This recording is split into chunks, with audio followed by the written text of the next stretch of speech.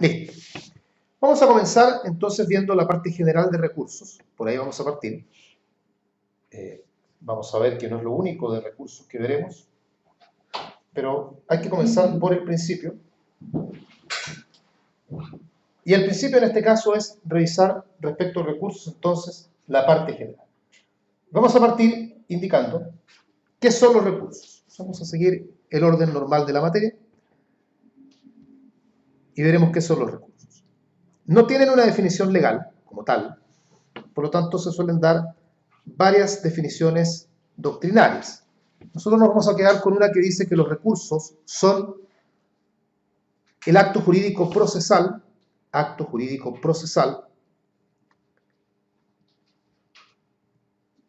de la parte agraviada con una resolución judicial,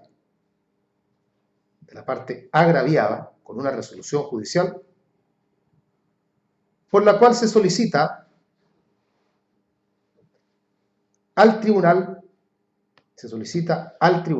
que la modifique o la deje sin efecto.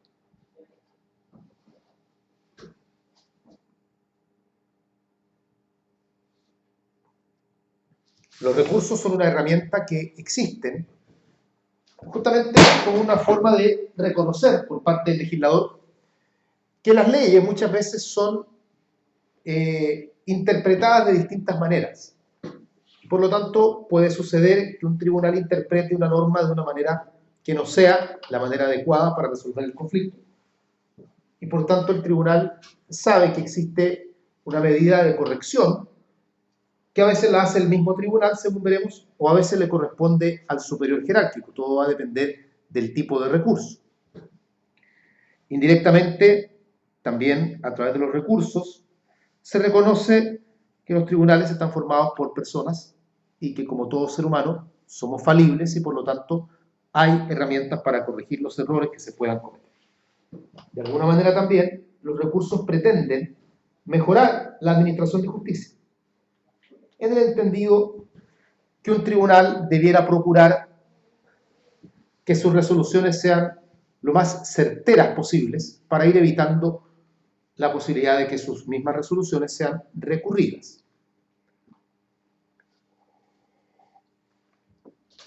¿Cuáles son los elementos constitutivos de un recurso? No nos vamos a referir todavía a ningún recurso en particular, vamos a usar ejemplos, claro, pero no estamos hablando ahora de un recurso X o A, sino que estamos hablando en general.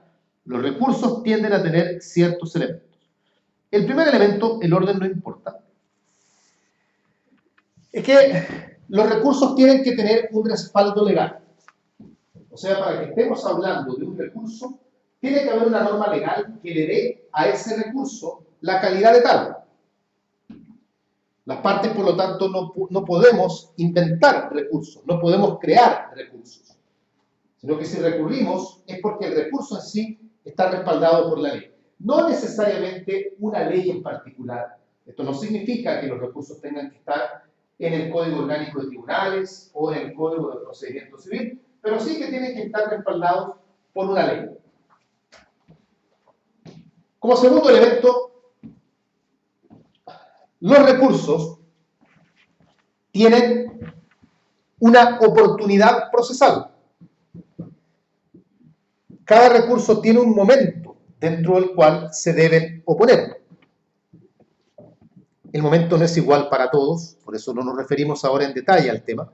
Pero, por ejemplo, los momentos suelen comenzar una vez que la resolución en cuestión haya sido notificada. Entonces, con la notificación comienza, vamos a decirlo así, comienza a correr la oportunidad para interponer el recurso.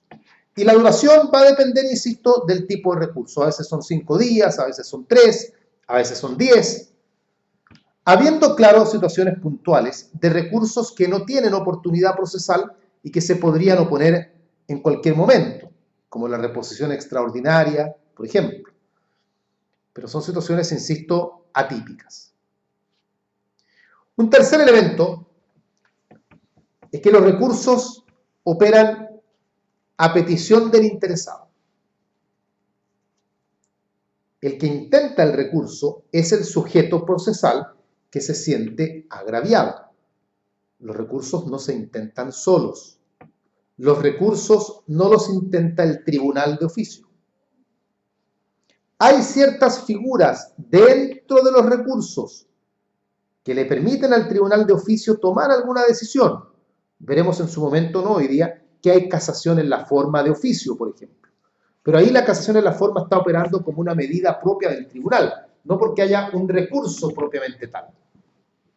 Igual que cuando opera por decisión del tribunal, y esto lo conversamos, la aclaración, interpretación, rectificación o enmienda, que vimos que el tribunal podía de oficio corregir sus propias resoluciones, tampoco está tomando en ese caso la calidad de un recurso. Siempre tiene que haber petición del interesado. ¿Cuarto elemento? Sí. Cuarto elemento, uno de los más característicos, el agravio. La parte que intenta el recurso debe haber sufrido un agravio.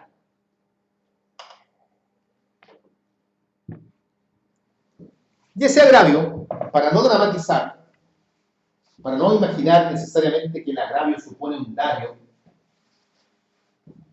se entiende por agravio, y acá la doctrina ha tenido que aclarar un poco el concepto porque no lo da la ley, a pesar que el Código de Procedimiento Civil trata de explicar lo que es el agravio en un juicio puntual, que es el juicio de Hacienda.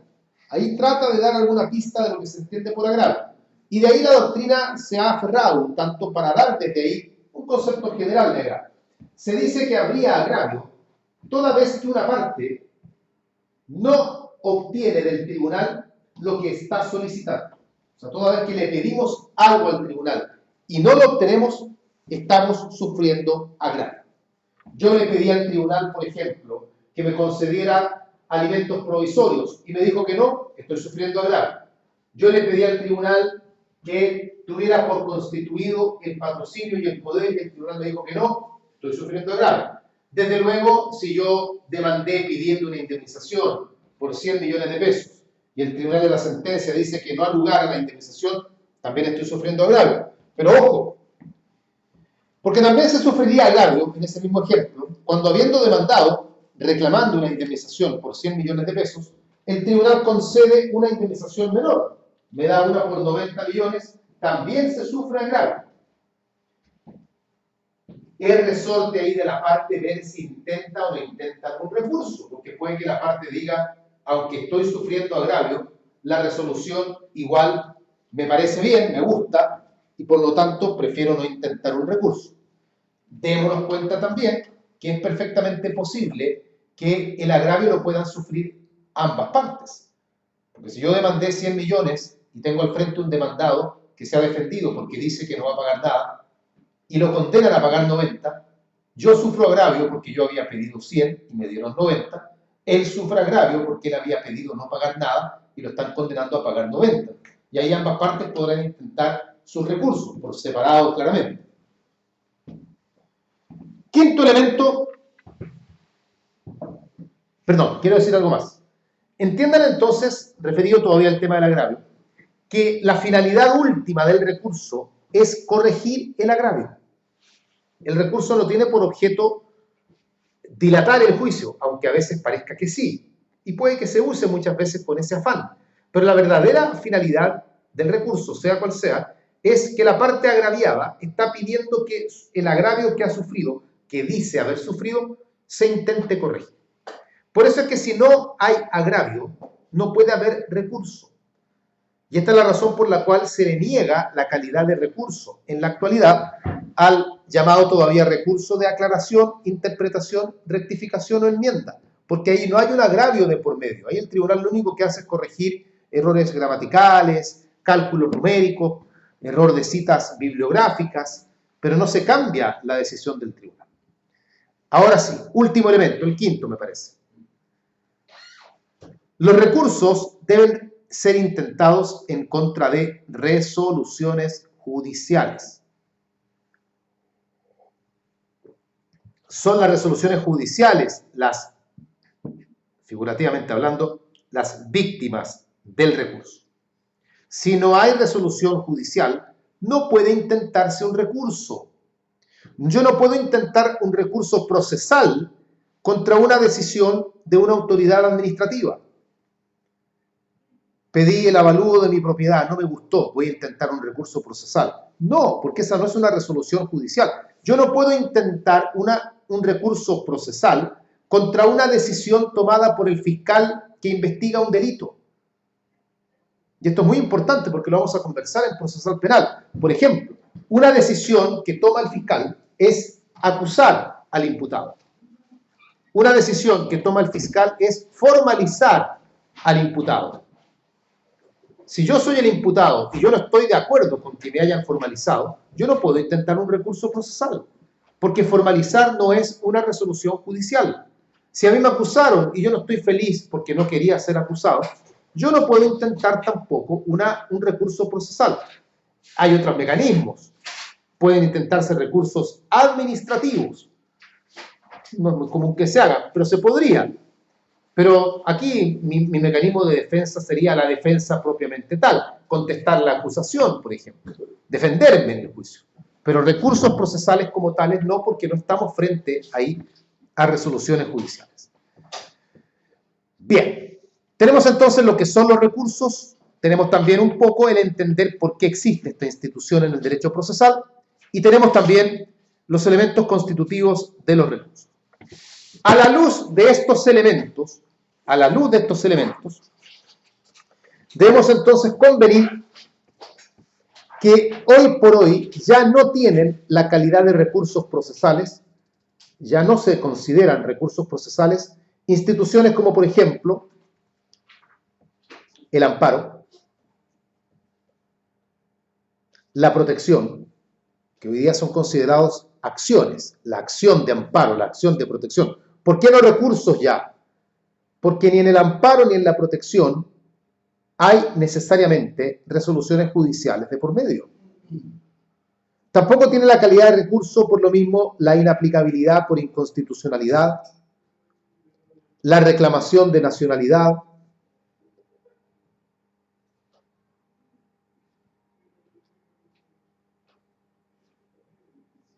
la aclaración, rectificación, interpretación o enmienda, en este último caso porque no hay un agravio de por medio. En fin.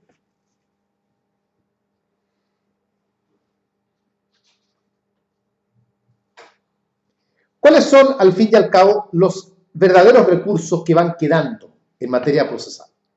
Y que son los recursos que al final uno terminará estudiando cuando corresponda. Son la reposición,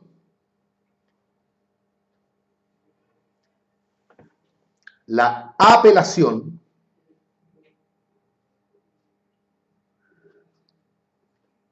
el recurso de hecho,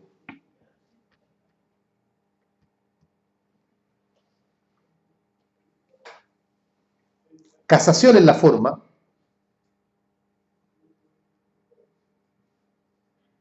casación en el fondo,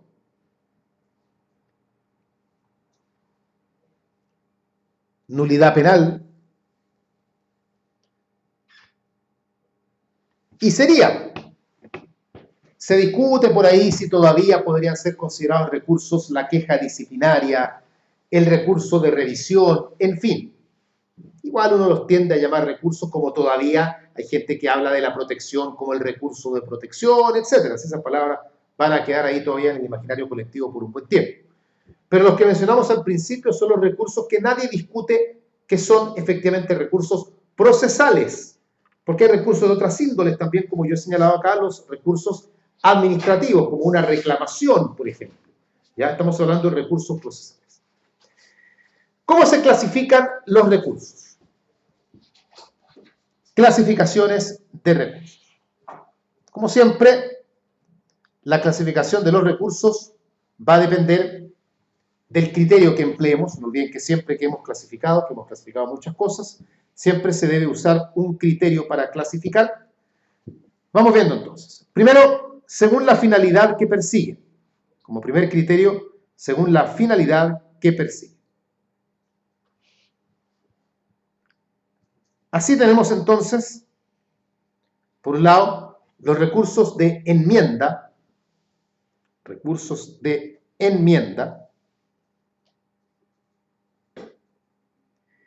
llamados también recursos de rectificación, recursos de enmienda o recursos de rectificación.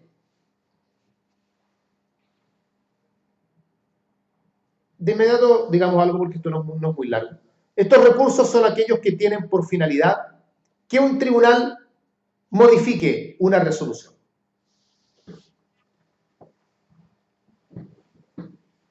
Que se modifique una resolución. Incluso puede perseguir además también que la resolución quede sin efecto. En esta categoría estaría obviamente el recurso de reposición y también la apelación. También la encontraríamos dentro de esta categoría.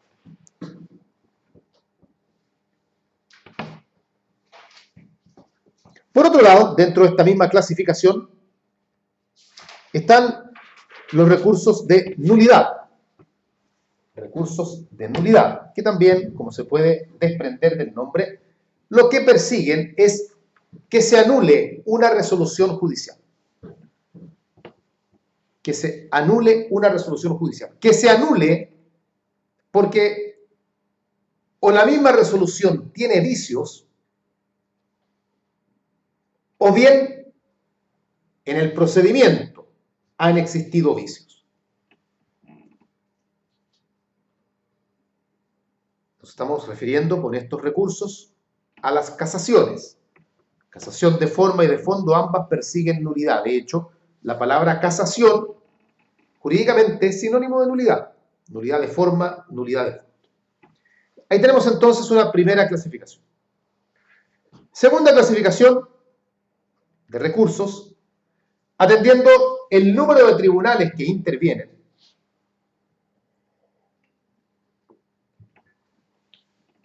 Tenemos los recursos en los que interviene un solo tribunal y los recursos en los que intervienen dos o más tribunales. Interviene un solo tribunal o intervienen dos o más tribunales. Para aclarar y entender este asunto, aquí hay tres tribunales que nos interesan. No digo que sean distintos, sino que en la explicación de la materia. Por un lado, tenemos el tribunal que dicta la resolución. El tribunal que dicta la resolución. Por otro lado, tenemos el tribunal ante el cual se presenta el recurso.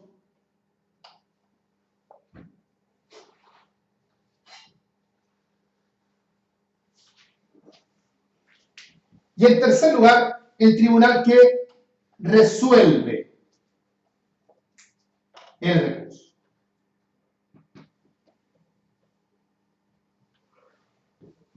¿Estamos claros?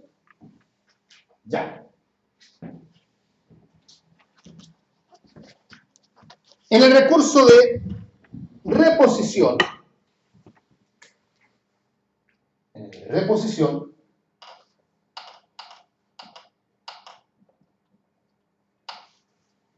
el tribunal que dicta la resolución es el tribunal A. El tribunal ante el cual se presenta el recurso es el tribunal A. Y el tribunal que resuelve el recurso es el tribunal A. O sea, ¿cuántos tribunales intervienen? Solo un tribunal interviene en la reposición.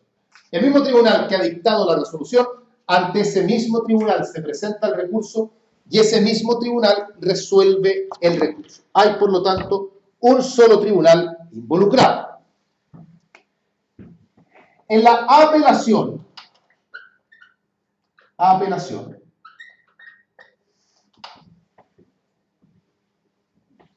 la resolución la dicta el tribunal A. El recurso se presenta ante el tribunal A, pero va a resolver el tribunal B. Ese tribunal B, en este caso, es el superior jerárquico. Entonces, en la apelación intervienen dos tribunales.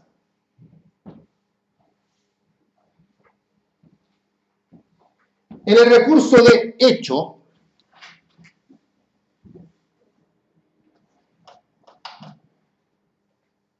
tenemos que la resolución la dicta el tribunal A. El recurso se presenta ante el tribunal B y lo resuelve el tribunal B. O sea, a diferencia de lo que ocurre con la apelación, igual intervienen en el recurso de hecho dos tribunales, pero la variante está porque el recurso lo presentamos directamente ante el superior jerárquico. A diferencia de la apelación, donde yo el recurso lo ingreso ante el mismo tribunal que dictó la resolución, yo con el recurso de hecho voy de inmediato a reclamar ante el superior jerárquico y es ese mismo superior el que resuelve. Y por último, en las casaciones, da lo mismo cuadra, porque las dos son iguales en este sentido. Casación, tenemos que la resolución la dicta un tribunal A, el recurso se presenta ante el tribunal A, pero lo va a resolver el tribunal B. O sea, en eso se asemeja a la lógica que hay en la apelación.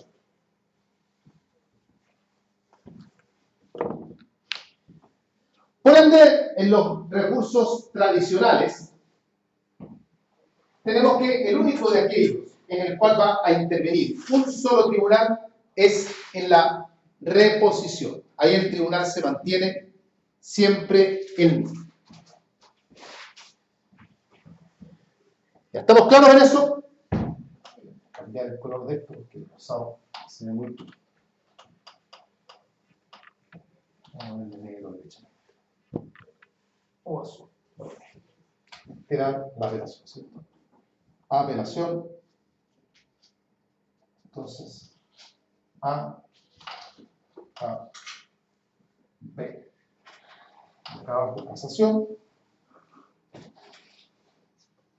Y también es A. Bien. Tercera clasificación de los recursos. Atendiendo a las resoluciones sobre las cuales procede. A las resoluciones sobre las cuales procede.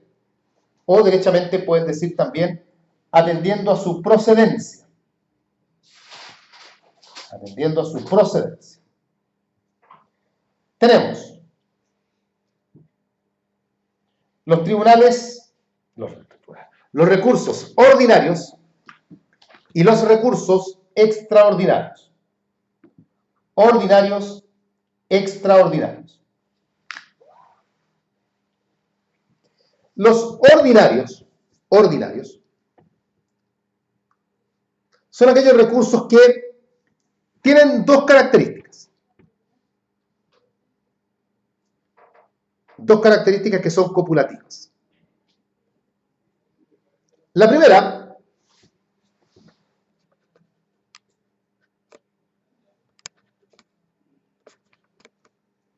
es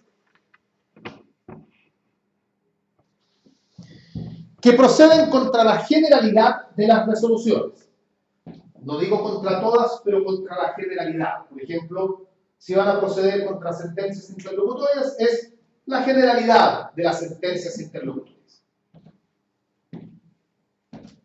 Y como segunda característica propia de un recurso para que sea recurso ordinario, es que no necesita una causal específica, sino que basta con el agravio nada más. Usted sufrió agravio, eso es todo lo que necesita para intentar el recurso. No necesita, además del agravio, configurar alguna causal especial. Usted sufre agravio y ese es todo el fundamento que necesita para poder oponer el recurso. Así entonces, son recursos ordinarios, por ejemplo, la reposición ordinaria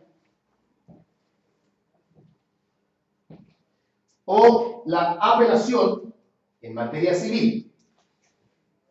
materia civil. Insisto de lo de materia civil porque la apelación penal no lo es, pero la apelación civil sí. Los recursos extraordinarios, por otro lado, recursos extraordinarios, son aquellos que, y aquí hay dos alternativas. Letra A, no procede contra la generalidad de las resoluciones judiciales. O sea, proceden solo sobre resoluciones específicas. Por ejemplo, la reposición especial, o por ejemplo, la apelación en materia penal, que son pocos los casos en que procede, o el recurso de hecho, que procede contra cierta resolución, de hecho, súper especial en ese sentido. O bien, letra B, también un recurso puede ser recurso especial o extraordinario, hay autores que lo llaman de las dos formas, porque necesitan causales específicas, donde no basta con el agravio, porque agravio siempre debe haber, sino que además del agravio, debe invocarse alguna causal especial. Así, en esa categoría, por ejemplo, la casación en la forma, que como estudiaremos, debe adecuarse a alguna de las causales que la propia ley enumera. O, por ejemplo, la casación en el fondo, que tiene una causal que es una causal genérica, pero igual hay que invocarla, hay que configurar esa causal. No basta solo con el agravio, entonces. Bien. Ahí tenemos entonces algunas de las clasificaciones más importantes de los recursos. Vamos a entrar entonces al análisis ahora particular de los recursos. Y vamos a partir con el recurso de reposición.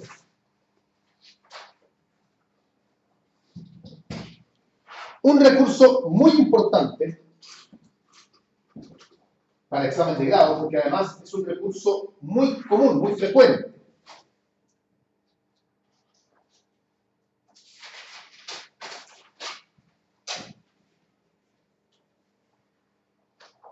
Es el primer recurso que se estudia además, y por lo tanto cuando se pregunta si el tema son los recursos, comúnmente es el primer recurso además que se le pide al alumno que desarrolle.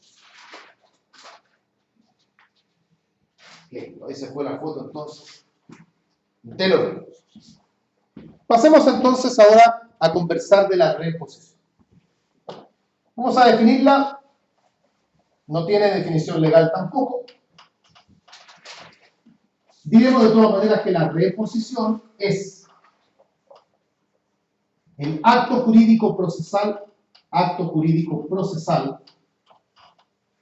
de la parte agraviada con una resolución judicial.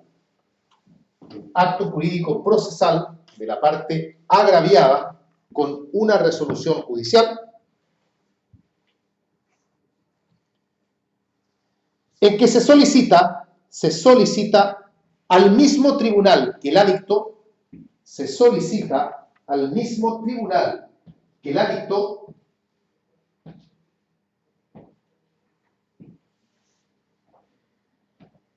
que la modifique conforme a derecho.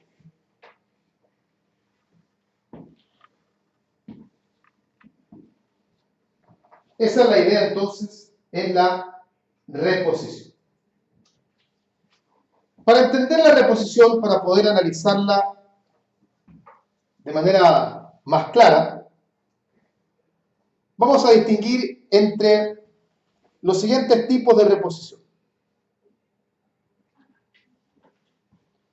Todo esto, pues, la reposición se clasifica.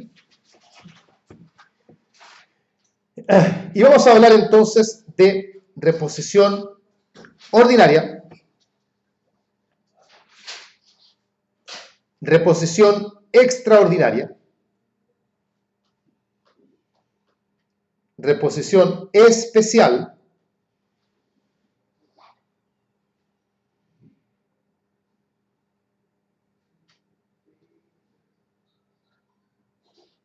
Y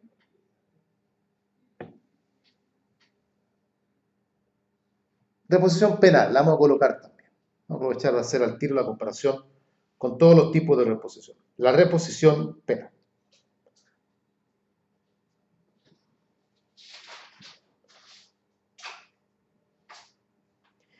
Bien. Vamos bien. Vamos a hacer un pequeño cuadro. Vamos a comenzar con la reposición ordinaria.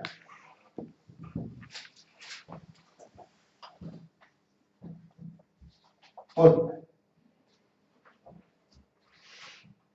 primer punto que vamos a tocar es respecto de qué resoluciones proceden. Respecto de qué resoluciones proceden. La reposición ordinaria procede respecto de decretos y autos. Decretos y autos. Sin que estos tengan que cumplir ninguna particularidad especial. O sea, la generalidad de los decretos y la generalidad de los autos son susceptibles de reposición ordinaria. Esto se debe a que tanto en los decretos como en los autos, con la notificación no hay deshacimiento del tribunal. Y como no hay deshacimiento, uno todavía puede pedirle al mismo tribunal que reconsidere, que recapacite lo que ha hecho para ver si lo modifica o lo deja igual en el peor de los casos. Como primer punto, entonces, eso, sobre qué resoluciones proceden. Segundo, ¿cuál es el plazo en que se intente? La reposición ordinaria tiene un plazo de 5 días. 5 días que se van a contar desde que haya sido notificado el decreto o el auto respectivo. Desde la notificación, 5 días para intentar la reposición ordinaria. Y por último, ¿cómo la resuelve el tribunal? El tribunal la resuelve de plano. O sea, con el solo mérito de lo que se le ha presentado, el tribunal dirá si acoge o no acoge la reposición. Si el tribunal lo estima pertinente, podría dar lugar a un incidente. Pero esa es una decisión que tiene que tomar el tribunal. La ley no dice que esto genere incidente. El tribunal podría resolver con audiencia y si resuelve con audiencia, bueno, ahí habrá incidente, entonces, pero no es frecuente que suceda. La respuesta del tribunal deberá darla de pleno. Esa es la reposición ordinaria. Reposición especial. El mismo ejercicio. ¿Sobre qué tipo de resoluciones procede? Esto lo hemos hablado ya, vamos a ver si lo recuerdan. La reposición especial procede sobre sentencias interlocutorias.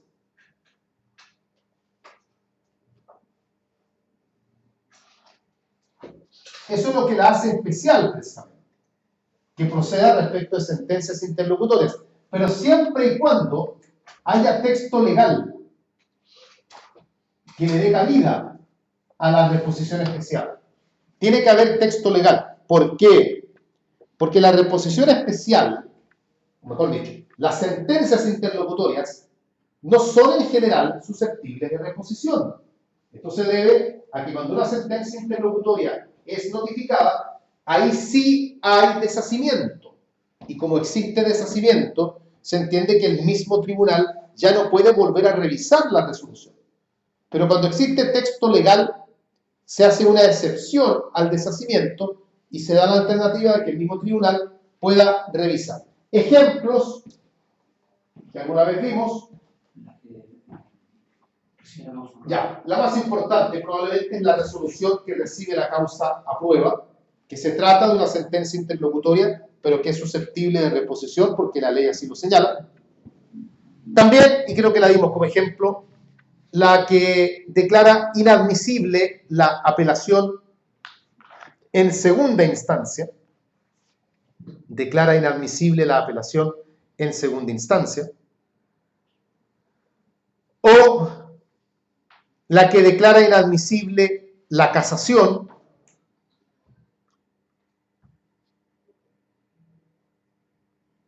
o la que declara, y cuando hablo de casación, perdón, es cualquiera de ambas, ¿eh? Casación de forma, casación de fondo, o también es susceptible de reposición la que provoca el rechazo in limine de la casación en el fondo, creo que se lo comenté, no me acuerdo, pero lo tenemos que ver de todas maneras. El rechazo in limine de la casación en el fondo, o también la que rechaza el que el recurso de casación en el fondo lo conozca el Pleno de la Corte, cuando uno pide que el recurso sea conocido por el Pleno de la Corte Suprema y la Corte dice que no, esa también es susceptible de reposición especial, entre otras. No son muchas, tampoco es que se las tengan que aprender todas, pero son pocas, así que uno igual puede, haciendo el esfuerzo ahí, aprenderse varias. Plazo para intentar reposición especial, 3 días, que se van a contar, como ya está dicho, desde la notificación. Es notificada de la forma que corresponda, por ejemplo, la resolución que recibe la causa prueba se notifica por cédula, y desde ahí entonces, desde la notificación, plazo de 3 días para intentar el recurso. ¿Cómo se resuelve? Se resuelve también de plano. Se resuelve de plano. A menos que haya texto legal que señale que deberá dársele tramitación incidental.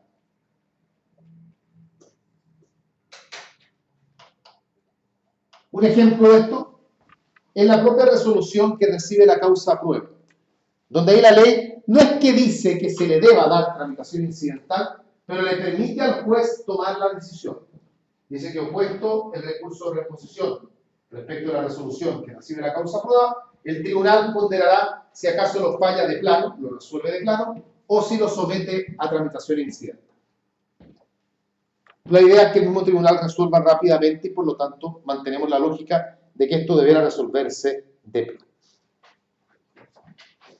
Reposición extraordinaria.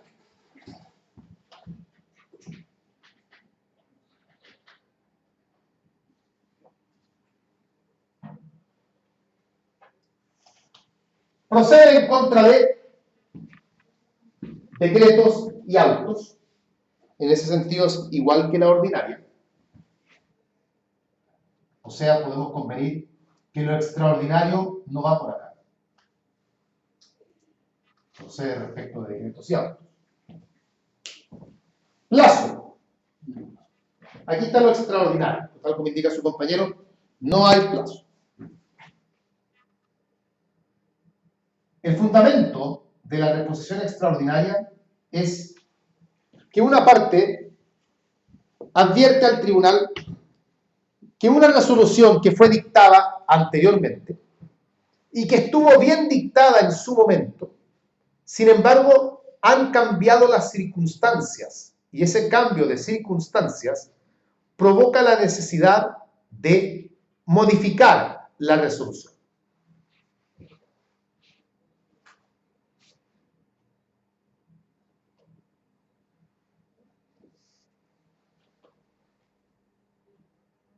Durante un juicio, por ejemplo, el tribunal procedió a designar abogado de turno, entendiendo que una de las partes se encontraba con escasos recursos.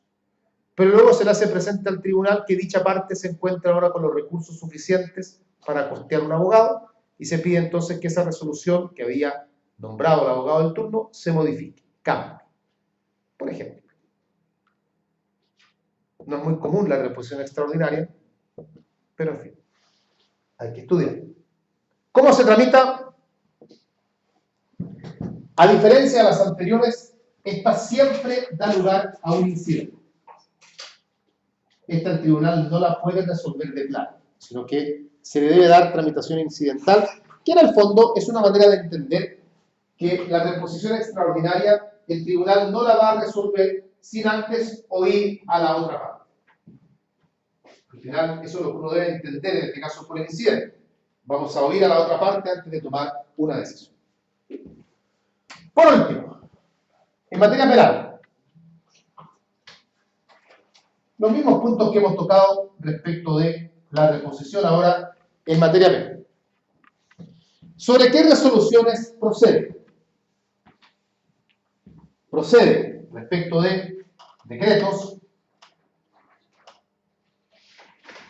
autos y también sentencias interlocutorias. Ojo, porque no se necesita que haya texto legal especial. Ahí hay una diferencia importante entre la reposición civil y la reposición penal. En la civil no podemos intentar reposición contra una interlocutoria a menos que haya texto expreso legal. En materia penal, en cambio, no necesitamos texto expreso legal. En general se puede intentar contra una sentencia interlocutoria sin problema. Plazo para oponer. Plazo para presentar el recurso. En materia penal, hay que distinguir si la resolución fue dictada en audiencia o si la resolución fue dictada fuera de audiencia. Si fue dictada en audiencia, ¿cuál es la oportunidad procesal? La audiencia.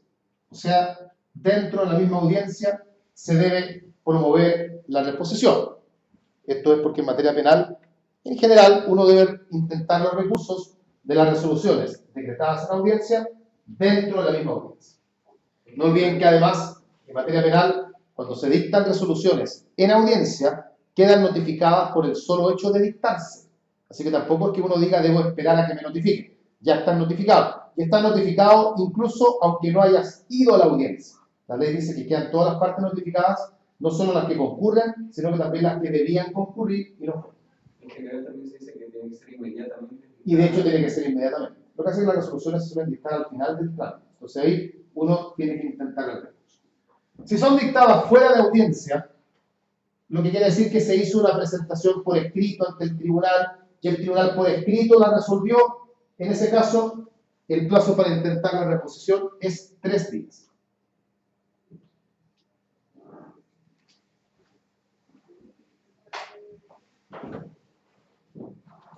¿Cómo el tribunal resuelve, cómo tramita la reposición en materia penal? Se resuelve de plano. El tribunal de plano resuelve la reposición.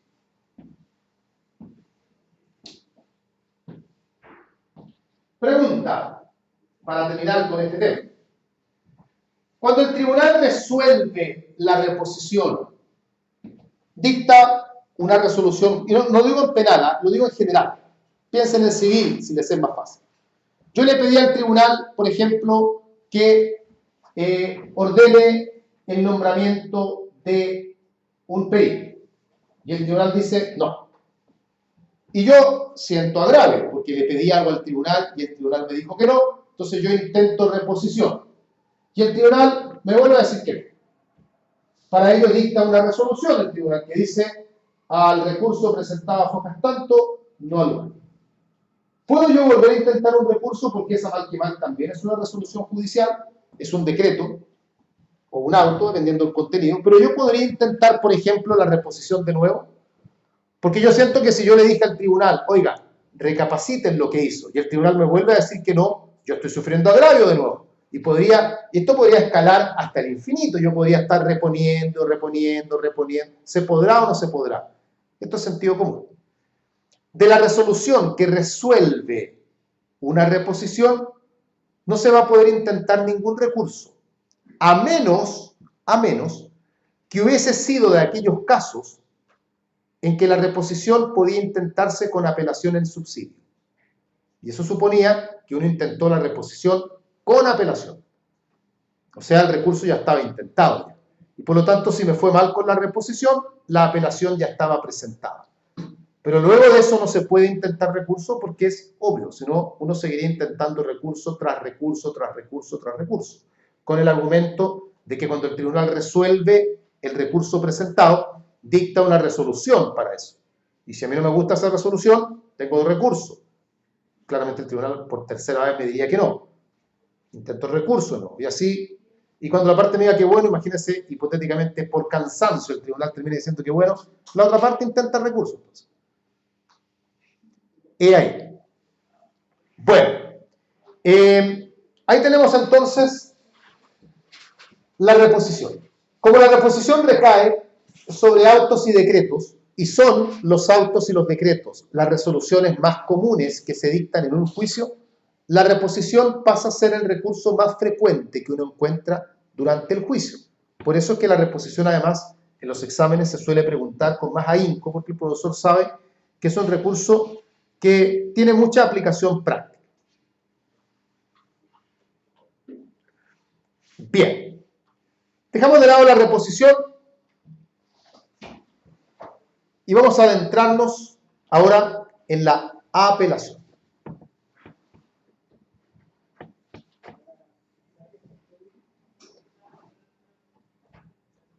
La apelación no nos la vamos a ver toda hoy día porque es un recurso ya un poco más largo, bastante preguntado. Preguntado, diría yo, casi en todos sus temas. Es muy difícil que uno en la apelación diga esto no, esto no. Tal vez la tramitación en segunda instancia no sea tan preguntada. Todo lo que es la tabla y todo ese tipo de cosas, igual vamos a decir algunas cosas al respecto. Y además tenemos que ir incorporando acá la modificación de la ley sobre tramitación electrónica. Que si hay un recurso que ha cambiado, es justamente el recurso de apelación. No podemos integrarla completamente dejando de lado lo antiguo, porque lo antiguo sigue vigente hasta cierto punto con los recursos y con las causas ya iniciadas. Por lo tanto, durante un tiempo vamos a estar viviendo las dos caras. Y por lo tanto, en el examen les van a preguntar cómo es ahora, cómo era antes, todavía. Entonces, hay que tener ahí la doble dimensión. No son tanto los temas que cambian, lo que sucede es que los cambios en las materias donde cambian son cambios drásticos. Instituciones que desaparecen completamente. Entonces no son cambios cosméticos. No es que cambie un plazo de 5 días por uno de 6. No son cosas así. Esta institución existía antes, ahora ya no está nomás. Entonces son cambios con ese impacto y que los vamos a ir comentando a medida que los vayamos a encontrar. Por lo pronto, en la parte inicial, diría yo, de la apelación, no hay mucho cambio, así que podemos ver el tema con calma. Vamos a partir la apelación con un concepto. Vamos a comenzar con el concepto de apelación. Tampoco tiene concepto legal, tampoco hay concepto legal, por lo tanto tenemos que dar un concepto doctrinario. Y diremos entonces que la apelación es el acto jurídico procesal, intentado por la parte agraviada,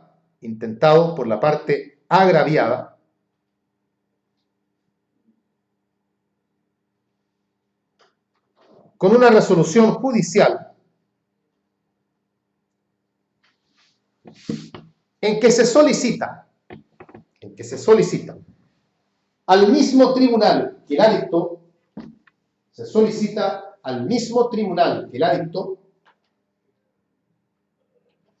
que eleve el conocimiento del asunto,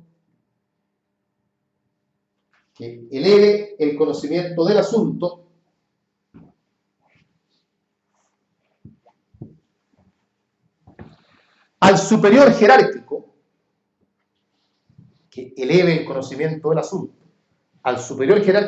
para que éste la enmiende conforme a derecho. O sea, la definición es casi igual a la de reposición, con la diferencia lógica que aquí estamos involucrando a otro tribunal, al superior jerárquico.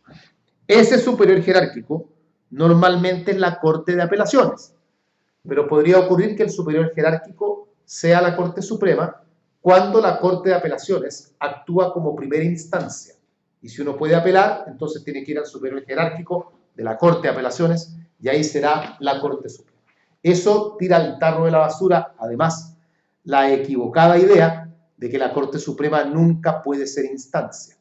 Puede serlo, no es común que lo sea, ¿ya? Claramente en las casaciones no lo es, y eso vamos a hablar cuando avancemos. Bien, ahí tenemos entonces un concepto doctrinario porque no hay concepto legal de apelación. Características de la apelación. Primero, la apelación genera una doble instancia. De hecho, este principio, que es un principio formativo del procedimiento en Chile, la doble instancia, se canaliza a través de la apelación. No hay otra manera de llegar a una segunda instancia que no sea a través de la apelación. La calificamos como instancia porque en virtud de la apelación,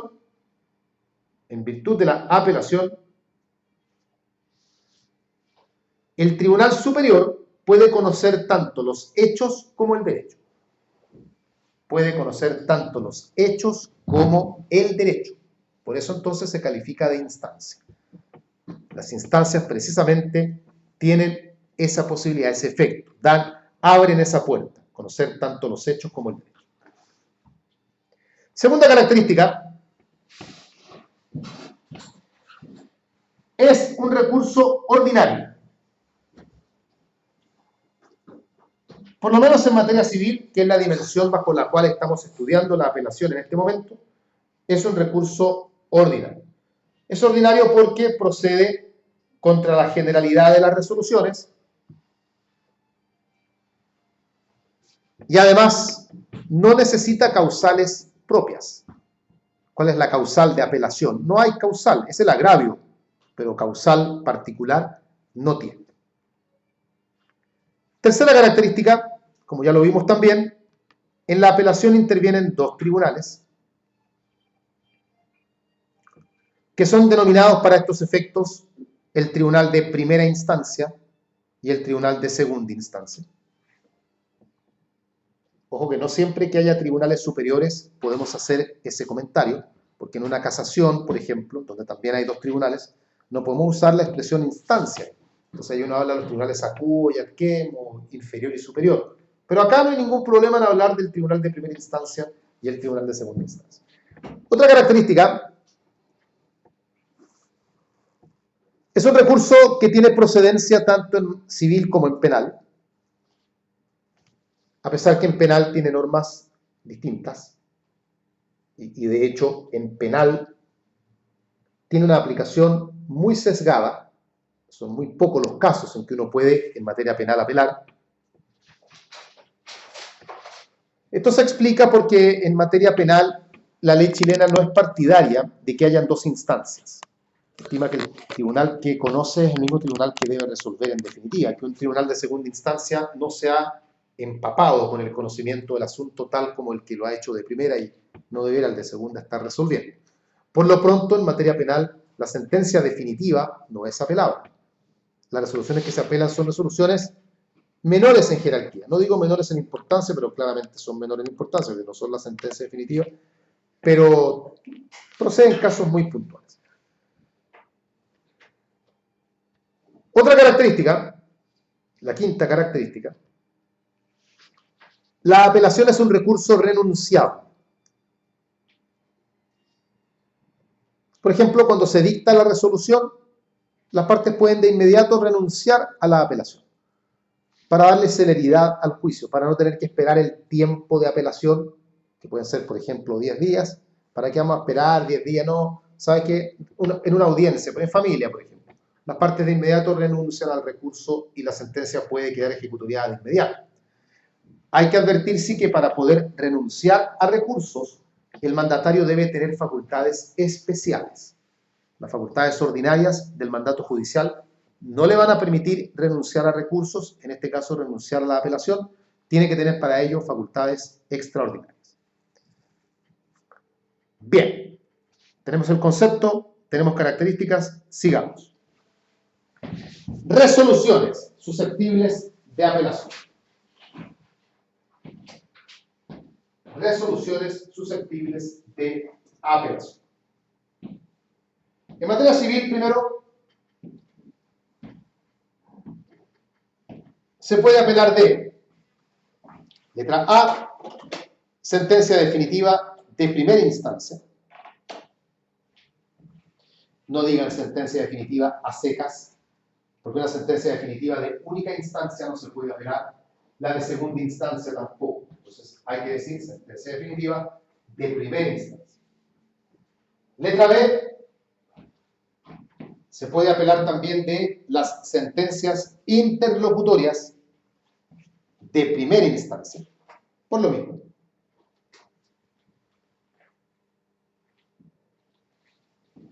Letra C. De manera excepcional se podría apelar de decretos y de autos. De manera excepcional se podría apelar de decretos y de autos. Siempre que, y esto ya lo estudiamos, se dé una de las siguientes condiciones. No son ambas copulativas, sino que es una u otra. Número 1, que ordenen trámites no establecidos por la ley. Esto ya lo vimos y dimos ejemplos ya sobre este tema. Cuando se ordenan trámites no establecidos por la ley. O, número 2, cuando alteran gravemente la sustanciación del juicio. Por un lado, ordenan trámites no establecidos por la ley, o, por otro lado, alteran gravemente la sustanciación del juicio. Esto en materia civil. En materia penal,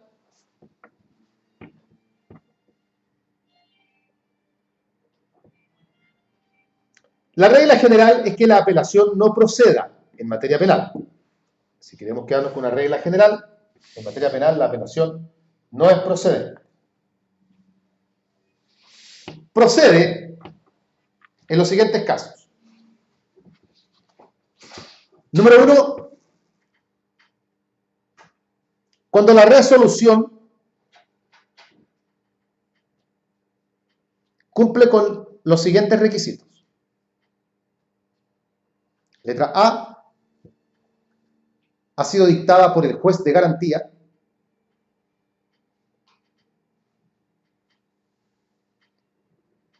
Y letra B, ha provocado el término del juicio o lo ha suspendido por más de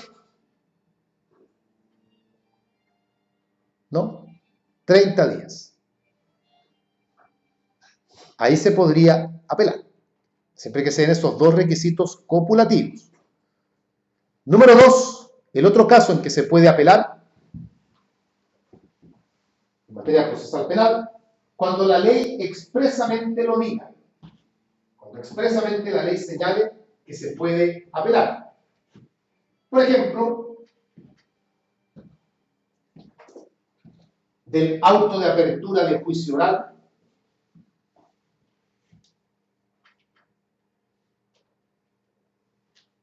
o de la resolución que declara inadmisible la querella,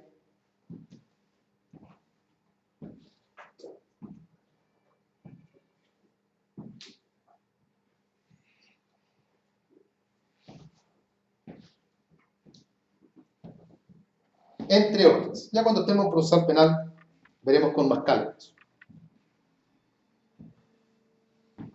Bien. Tenemos entonces de la apelación, concepto, características, resoluciones susceptibles de apelación. Sigamos avanzando. Plazo para apelar. Plazo para intentar la apelación.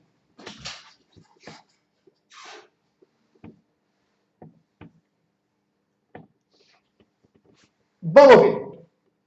Primero, en materia civil. Y luego veremos lo propio en materia penal.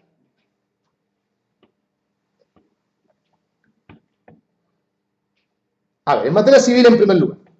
Hay varios plazos, ya aquí no es cuestión de llegar y lanzar una respuesta única. Letra A. Respecto de las sentencias definitivas de primera instancia, ya lo hemos dicho, ahí el plazo para apelar, ¿cuánto es? Ya, 10 días. Está bien, esto es casi cultura general. Sentencias definitivas, entonces, de primera instancia, plazo para apelar 10 días. Letra B. Respecto de sentencias interlocutorias, el plazo es 5 días.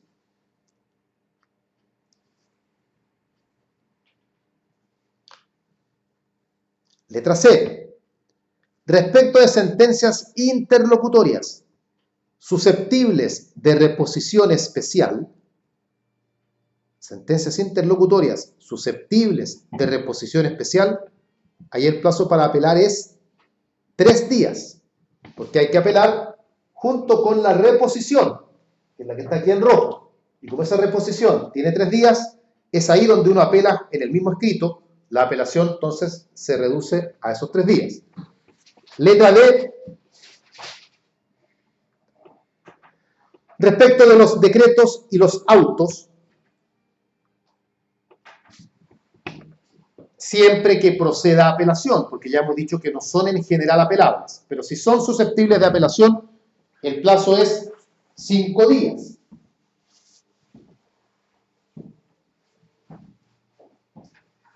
Todo esto en materia civil. En materia penal, el plazo para apelar, independiente del caso, es siempre el mismo, son 5 días.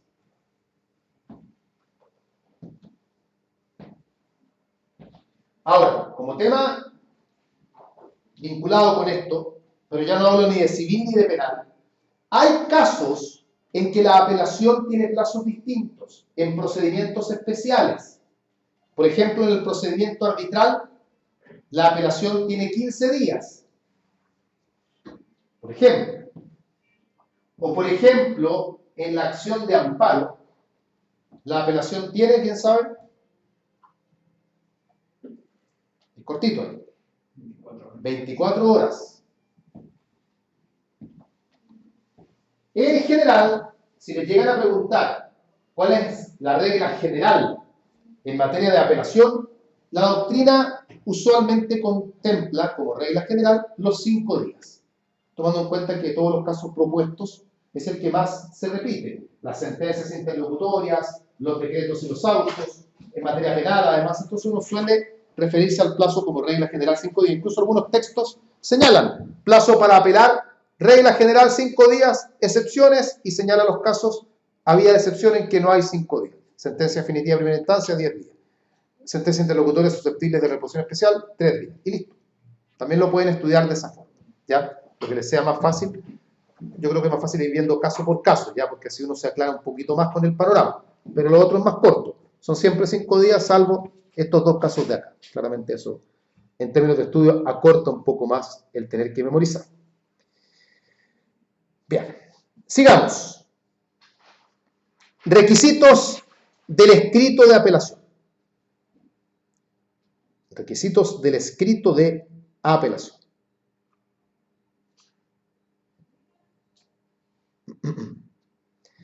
La apelación normalmente se intenta por escrito, ¿ya? Se puede apelar verbalmente cuando la ley expresamente lo permite, por ejemplo, en materia de familia. Pero cuidado, porque en materia penal se apela por escrito también. Aunque hayan audiencias y todo lo que ustedes quieran, se apela por escrito. Si solamente se puede apelar de forma oral cuando la ley expresamente lo permite. O sea, en general, la apelación es por escrito. ¿Y cuáles son los requisitos que debe reunir el escrito de apelación? Y esto igual para civil y penal, acá no hay diferencia. Número 1, obviamente los requisitos comunes a todo escrito. La suma, en fin, ya hemos hablado de esto antes. Número 2, los fundamentos de hecho y de derecho en que se apoya el recurso. Da lo mismo si los fundamentos son buenos o malos, pero tiene que tener fundamentos. Yo no puedo llegar y presentar apelo porque apelo. Tiene que ir fundado, tanto en los hechos como en el derecho. Si los fundamentos son buenos o no, eso influirá naturalmente en el resultado del recurso. Pero como requisito, no es que los fundamentos tengan que ser plausibles, pero sí tiene que tener fundamento. 3. peticiones concretas. O sea, ¿qué es lo que le estamos pidiendo al Tribunal Superior? Que confirme la sentencia, bueno, para eso no tenemos que apelar, pero que la revoque, que la deje sin efecto. ¿Qué le estamos pidiendo al Tribunal Superior? ¿Que haga qué? Y eso va en las peticiones concretas, que son muy importantes, porque las peticiones concretas son las que van a delimitar el actuar del Tribunal Superior. Si yo soy la Corte de Apelaciones, ¿qué hago? ¿Cuáles son mis alternativas? Mi opción es dejar las cosas como están, lo que significa que rechacé el recurso, y mi otra alternativa es acceder a lo que me están pidiendo en las peticiones concretas. Voy a colocar un ejemplo muy sencillo. ¿Usted cómo se llama? Ya. Yo demandé a Araceli y la demandé requiriendo una indemnización de 500 millones de pesos. Y Araceli fue condenada a pagar 100 millones de pesos. Yo no apelé, ella apeló. Y ella apeló, y en sus peticiones concretas, obviamente lo que ella pide es no pagar nada, que el tribunal desestime la sentencia y la revoque, porque ella advierte que no ha cometido nada que merezca tener que para ella indemnizar. Y eso llega al Tribunal Superior. ¿Cuáles son las alternativas que tiene el Tribunal Superior entonces? Dejar la sentencia como está, es decir, se mantiene la condena por 100 millones de pesos, o revocarla, es decir, dejar libre a Araceli de pagar lo que sea. ¿Hay más alternativas? No. ¿Podría yo, al momento del alegato, porque yo igual podría ir a alegar a la Corte, ¿podría en el alegato yo pedir que me eleven la indemnización? No, porque la petición concreta que hay ante el Tribunal Superior es revoque la sentencia. Entonces las alternativas son o dejo como está o revoco. ¿Qué debiera haber sucedido para que al tribunal le hubiésemos abierto la oportunidad de aumentar la indemnización de 100 hasta llegar a 500? Lo que tendría que haber pasado es que en el ejemplo yo debía haber apelado también. Y eso, yo en mi petición concreta, decirle al tribunal que yo quiero que se me otorgue la totalidad de lo solicitado. Y ahí el tribunal va a tener entonces la posibilidad de dejar la sentencia igual, o dejarla sin efecto, o sea, revocarla, o aumentar la indemnización de 100 a 500 y tiene ahí todo el rango intermedio para todo. Ya, por eso que las peticiones concretas son importantísimas. Profe, me perdí un Sí. poco con eso. ¿Podríamos entonces, en ese sentido que está explicando usted, apelar a ambos? Sí. Claro que sí, lo dije hace un rato atrás. Pero a lo que me refiero, al tramitarlo. Es que la apelación tiene una oportunidad procesal. Si ella apela, para que yo apele también, tengo un momento para apelar. Yo no puedo llegar el día del alegato y apelar ahí. No, claro que sí, claro que sí. Eso lo comprendo. Sí. Pero me refiero a la tramitación. Por ejemplo, al alegato, ¿esas dos apelaciones se van a tramitar en conjunto? Claro, porque ¿O van a ser? hay dos formas, a ver, me voy a adelantar un poquito. Hay dos formas de que hayan dos o más apelaciones. Una opción, y voy a mantener el ejemplo con Araceli. Yo la demandé a ella por 500 millones de pesos. Y la sentencia salió condenándola a pagar 100. ¿Ya? El plazo para apelar es una sentencia definitiva. Entonces el plazo para apelar son 10 días. En ese plazo ella presenta un escrito de apelación y yo también presento un escrito de apelación. Apelamos ambas partes. Ahí no hay ningún problema porque las dos apelaciones el tribunal va a analizar las juntas, va a ver si son admisibles y el trámite de ambas sigue de ahí en adelante de la mano. ¿Estamos claros? Pero hay otra fórmula. A lo mejor yo no quise apelar porque yo dije, ¿para qué voy a apelar si 100 millones igual es un buen monto? No es todo lo que yo pedí, pero ya que diablo, la plata igual la necesito y no quiero que esta cuestión se siga dilatando en el tiempo porque el juicio en primera instancia duró 8 años. Entonces yo no quiero seguir más años. Así que 100 millones, ya, prefiero. Pero me entero que Araceli apeló.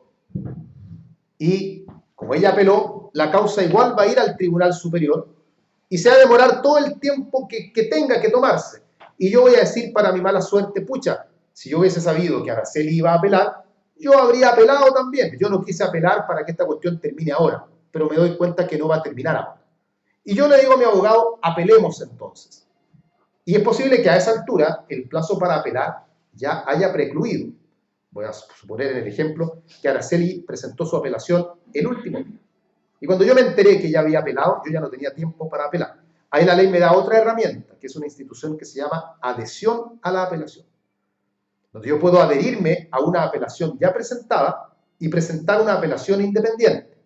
Y el momento para adherirse es, en primera instancia, mientras estén los autos, el expediente, todavía en primera instancia, y en segunda instancia me puedo adherir hasta que expire el plazo para comparecer. Pero si me adhiero en segunda instancia, voy a suponer que me adhiero en el último momento, de ahí en adelante las apelaciones van a tener tramitación conjunta. Y es un solo alegato para todas las apelaciones involucradas, y una sola causa en tabla, y una sola sentencia. No es que se dupliquen o tripliquen los trámites, sino que todo de en adelante queda exactamente igual. La adhesión justamente existe para eso, para que la parte que no apeló oportunamente pueda colgarse de la apelación que hizo la contraparte. Obviamente no apelando en los mismos términos, porque no tendría sentido, sino que intentando una apelación independiente. Pero el marco de actuar del Tribunal Superior va a estar siempre delimitado por las peticiones concretas. Porque si el Tribunal Superior no respeta las peticiones concretas, incurriría en ultra petita. Y al haber ultra petita, eso deja abierto el escenario para una casación en la forma. Porque una de las causales de casación en la forma es justamente ultra petita. Ahora, todos estos requisitos que hemos señalado, en el fondo son tres: los requisitos comunes a todo escrito, los fundamentos de hecho y de derecho, y las peticiones concretas. Dense cuenta que la apelación no requiere patrocinio y poder. Al presentar la apelación no hay que constituir patrocinio y poder. A menos que la apelación sea el primer escrito que presenta una de las partes, el demandado. O sea, estamos pensando en un demandado que nunca se defendió, nunca hizo nada en todo el juicio, y aparece recién para apelar. Ahí tendría que constituir patrocinio y poder, porque no está antes, digamos. Pero la apelación en sí no lo requiere. Y hago hincapié porque cuando tuvimos las casaciones, veremos que las casaciones sí requieren constituir patrocinio y poder. Acá, en cambio, no. La apelación no requiere patrocinio, no requiere. Bien. Seguimos avanzando en estos temas entonces. Y corresponde ahora efectos de la apelación.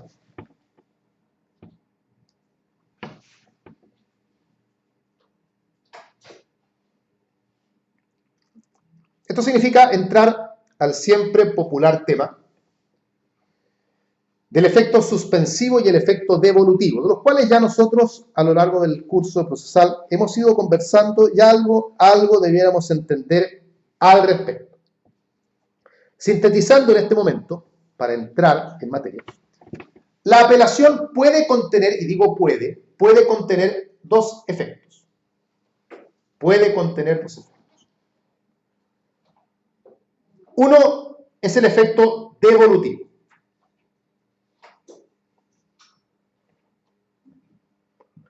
Este efecto devolutivo es un efecto esencial.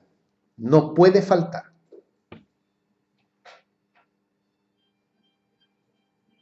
Y consiste en darle competencia al Tribunal Superior. Con el efecto devolutivo se le da competencia al Tribunal Superior para que el Tribunal Superior pueda resolver el asunto. Es fácil comprender entonces por qué este efecto es un efecto de la esencia. Porque si no estuviese, el Tribunal Superior no podría conocer ni resolver el recurso. Así que toda apelación conlleva efecto devolutivo. El otro efecto es el efecto suspensivo. Y este es un efecto que puede estar o no. Ya veremos de qué depende que esté o no esté. Pero es un efecto accidental. Puede estar, puede no estar. El efecto suspensivo consiste, y voy a ocupar la palabra para que se den cuenta por qué se llama así, consiste en que mientras se tramita el recurso, se suspende la marcha del juicio.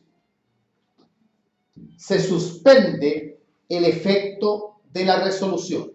Ponemos pausa.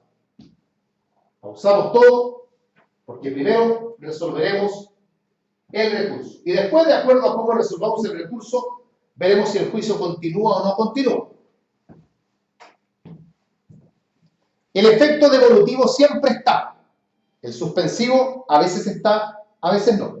Esto entonces arroja dos posibles escenarios. En cuanto a los efectos de la apelación, nos da dos alternativas. Alternativa A, que la apelación se conceda en el solo efecto devolutivo. En el solo efecto devolutivo. O sea, hay efecto suspensivo, no hay. Alternativa B, la apelación se concede en ambos efectos.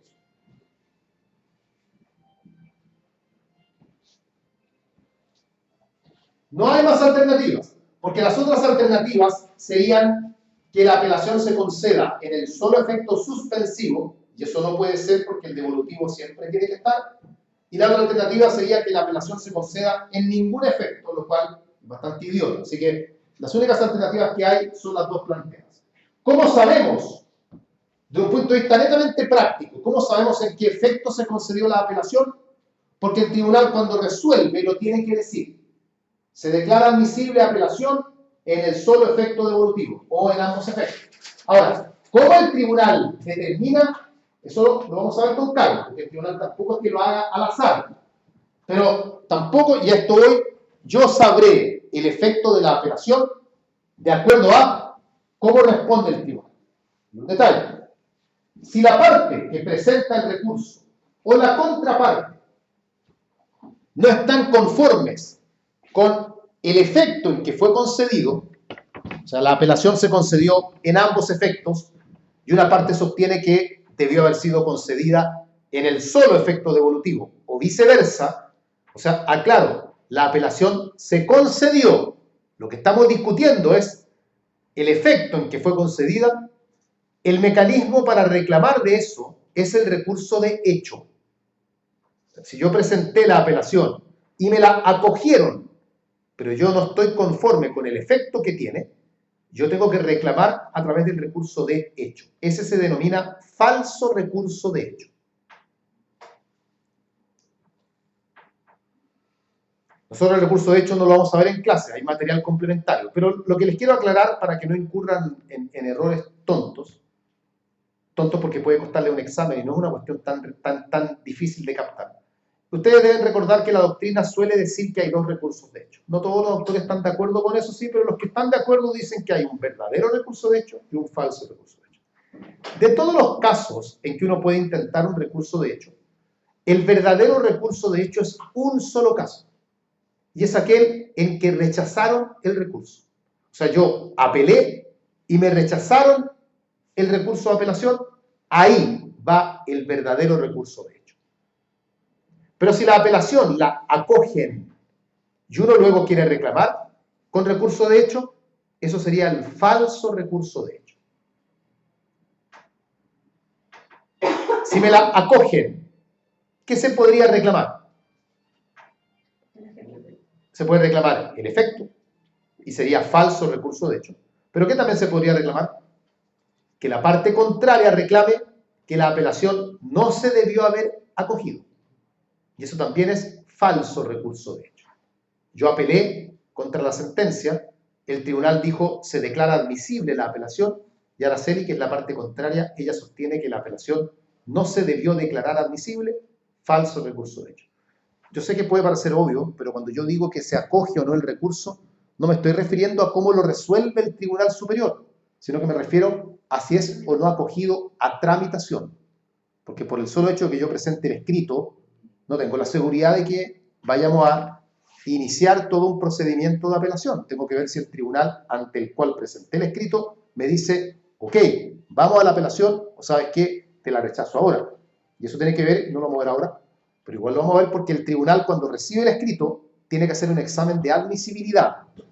Y si ese examen de admisibilidad arroja que el recurso no es admisible, lo va a rechazar. Y ahí está el verdadero recurso.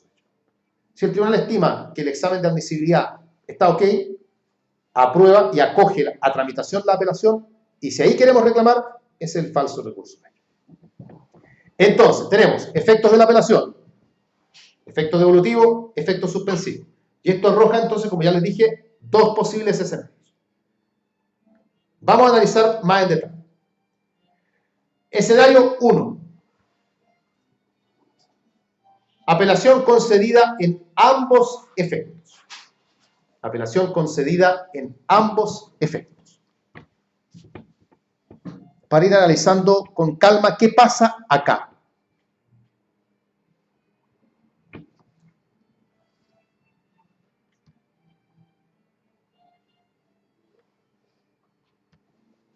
Ya, esto lo vamos a ver el jueves. Entonces, no hicimos break hoy, porque si lo hacemos ahora ya vamos a estar terminando el break a la hora que termina la clase. Así que déjenlo como título ahí. Apelación en ambos efectos. Vamos a ver con calma qué pasa, punto por punto. Luego haremos lo mismo con la apelación en el solo efecto devolutivo, y ese tema se cierra con la explicación de cuándo el tribunal debiera concederla en ambos efectos y cuándo debiera concederla en el solo efecto devolutivo. Esto es pura memoria nomás, pero hay cierta lógica detrás que nosotros ya hemos visto algunos casos. Por ejemplo, en el juicio ejecutivo vimos que la sentencia definitiva, cuando es apelada, depende de quién apele, es el efecto en que se concede. Lo mismo en el sumario. Y hay otras instituciones también que tienen el mismo alcance. Bien, pues, estamos entonces. Nos veremos el día jueves